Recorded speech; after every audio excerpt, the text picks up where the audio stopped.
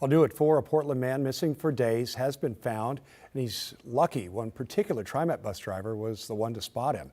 Jake Holter explains.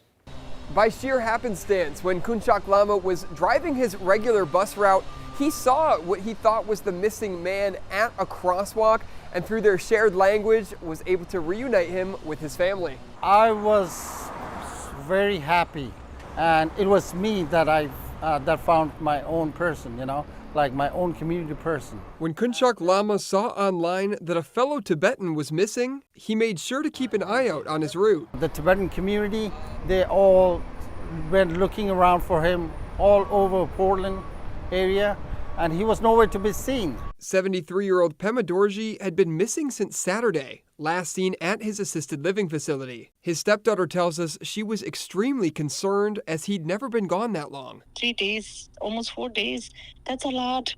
I was very nervous because even with all the help, we couldn't find him, so I was very scared. And Lama knew Dorji, but said the last time he'd seen him was a few months ago. Had you met him before?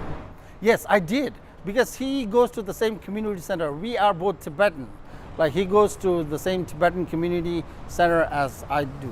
Lama says the Tibetan community is very tight-knit, with only about 2,000 living in the Portland metro. Pema Dorji, he's like a father figure to me, and he's always been there, during the Tibetan community events, and it was really good feeling. And I feel like I was there at right place at the right time. That place and time along his normal route, operating the 72 bus. On Tuesday, he spotted Dorji near the Southeast 82nd Avenue and Overland stop. He was shaking, and he was tired, and he was kind of weak. So I talked to him in Tibetan language to see if he could respond. He finally did, and then I had to take him with me inside the bus. Lama, being Tibetan himself, proved extremely useful.